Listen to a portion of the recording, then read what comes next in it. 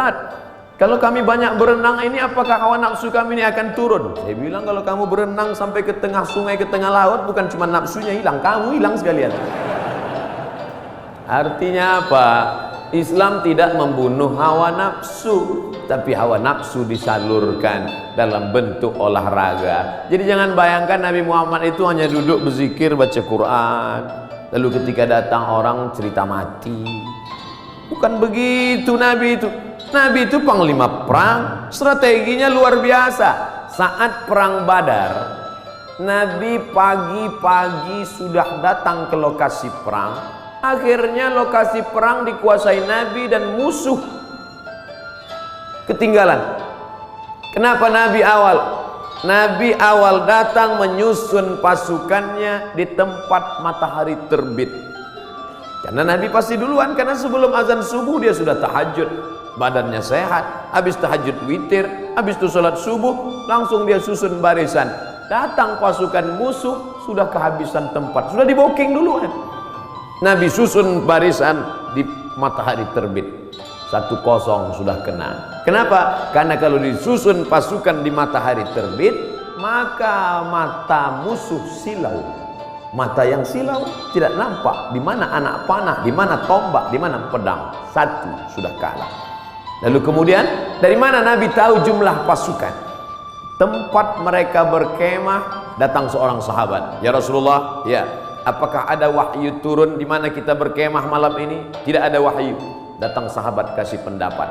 Saya ada pendapat ya Rasulullah. Apa pendapatmu? Kita akan berkemah di lokasi ini, tempat oase, tempat air di gurun. Karena dengan menguasai oase, musuh akan kehabisan air minum. Karena mereka datang 500 km dari kota Makkah, Madinah, dan sampai di Badar. 2-0 musuh kalah sebelum perang. Apakah Nabi ketika itu datang anak buah sahabat, ya Rasulullah, ini saya ada ide kamu jangan pakai, saya cukup dari Jibril aja. Nabi sebagai pimpinan mendengar saran dari bawahan, padahal dia menerima wahyu dari Allah Subhanahu wa taala. Poin yang ketiga, Nabi sallallahu alaihi wasallam tahu berapa jumlah musuh. Hebatnya strategi intelijen Nabi. Bagaimana caranya? Ketika Nabi melihat ada seorang pasukan dari kafir Quraisy mengendap-endap, kata Nabi, tangkap dia. Tapi ditangkap bukan untuk disiksa. Kebetulan yang mereka tangkap ini adalah tukang masak yang mengambil air. Ditangkap, ditanya oleh Nabi, berapa jumlah pasukan kalian? Kata tukang masak, mana saya tahu? Saya kan cuma masak. Masa pasukan itu kan yang tahu pimpinan. Nabi tanya, kamu kalau masak pagi, siang berapa ekor kambing? Berapa ekor onta? Dia sebutkan, makannya sekian seekor onta, masaknya hari ini sekian kambing. Dari jumlah makanan Nabi bisa tahu, kalau begini makanannya berarti pasukan kalian sekitar sekian dan kita akan susun. Nabi perang penuh dengan strategi. Jadi jangan bayangkan Nabi dengan sahabat itu perang bismillahirrahmanirrahim, la haula wala quwata illa billah.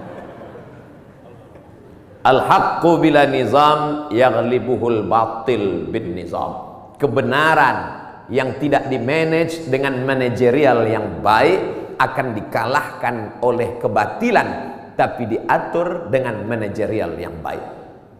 Nabi strategi cari tempat, dia menang. Strategi awal susunan barisan, dia menang. Strategi berapa jumlah pasukan musuh, dia menang. Setelah siap strateginya, baru dia berdoa di tengah malam. Saat dia berdoa itu dari Isya sampai subuh, datang Abu Bakar tengah malam mendekati Nabi. Hasbuka ya Rasulullah, wahai Nabi Muhammad, cukuplah berdoa itu, berhenti, doamu pasti dikabulkan Allah. Tetap dia berdoa sampai subuh.